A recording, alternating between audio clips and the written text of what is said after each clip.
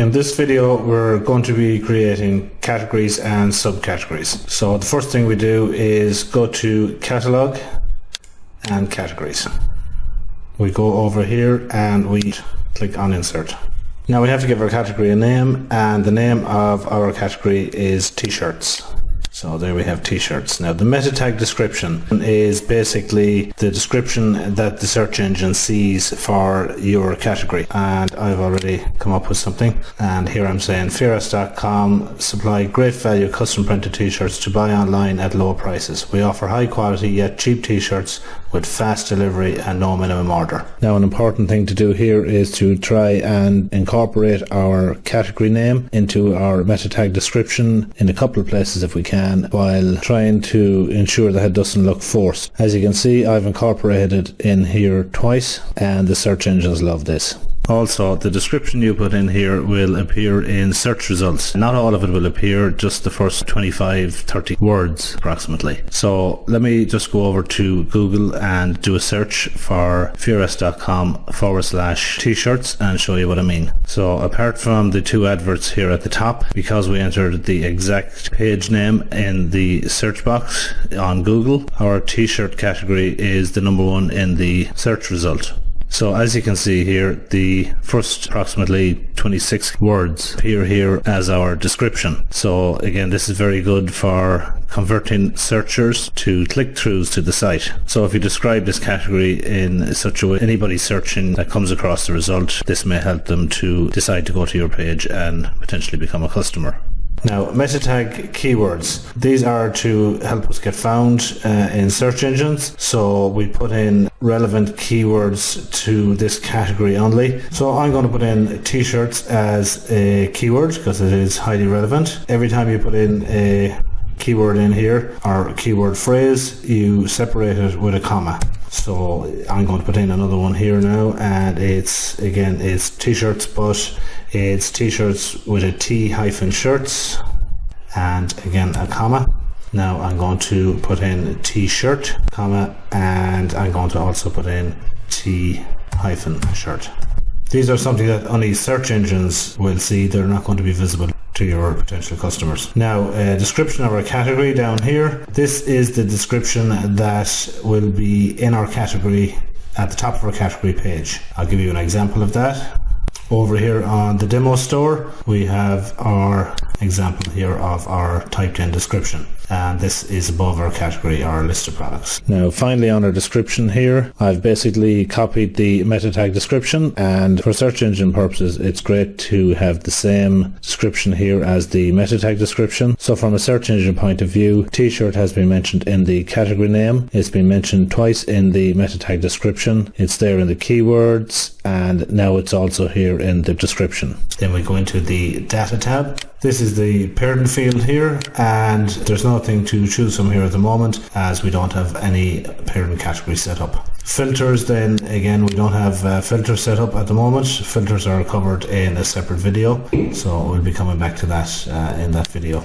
And our store down here is just our default store, and we've only got one store set up on this OpenCart installation. Now the search engine keyword. Now this has to be unique. So usually what I do is I would copy the category name. Now ideally, if we can leave this in lowercase, and if this is two words, we would separate the words with a hyphen like this. As I've only got one word here, t-shirt, I'll just leave it at that. Now our images, at the moment we don't have an image. The example of the image, I'll just go back to the demo store, and this is a little image here. Again, the image sizes are something that you can set up in the system settings. I'm just going to put in a temporary image just to show you, and to do that I'm going to click browse, and I'm going to actually put in the OpenCart logo as a temporary image just to show you exactly what happens there by clicking on it.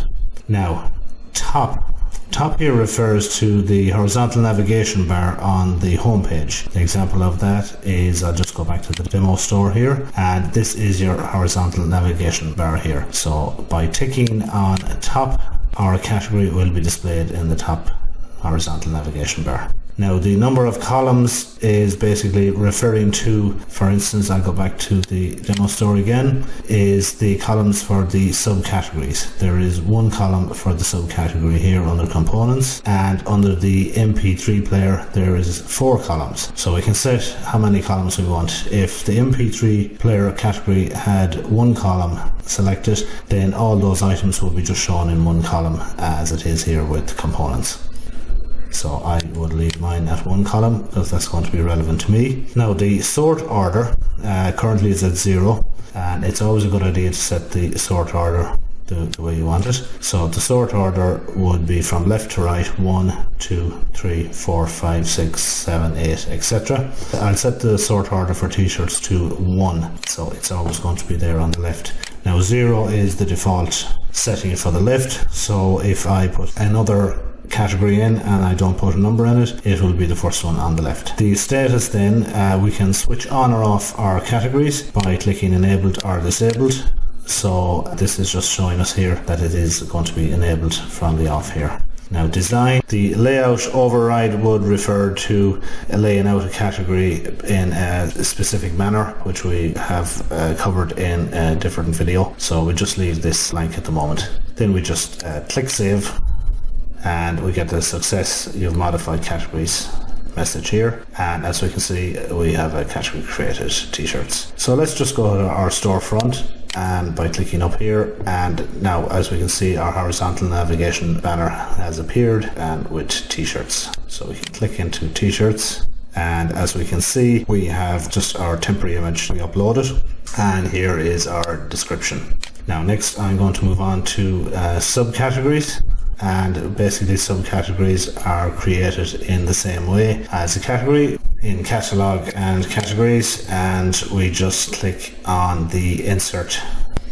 So we name our category and we're calling this men's, and we're going to put in our meta tag description as just quite simply men's t-shirts at the moment, and the meta tag keywords I'm just going to copy and paste that in. Now the meta tag description and keywords, again I would advise you to just take your time and to get these fairly good, as they're very relevant for search. So the better the meta tag description and keywords are, the more likely you're to be found in search engines. So I'm just going to paste in my description of my subcategory there, and then we move on to the data.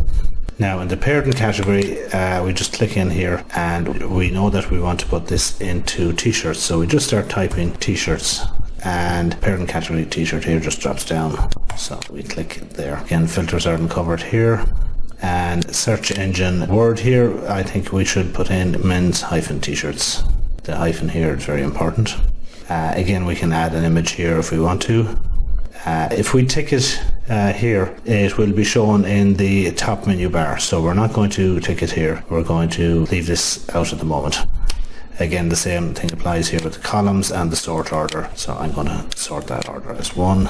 Again, the design, we leave that for the moment and just click save. Then we go back to the front of the store again, and in t-shirts we'll just mouse over the t-shirts, and we can see here we have a subcategory called men's t-shirts. So we click into that, and here it is, men's t-shirts, and our description here of our subcategory.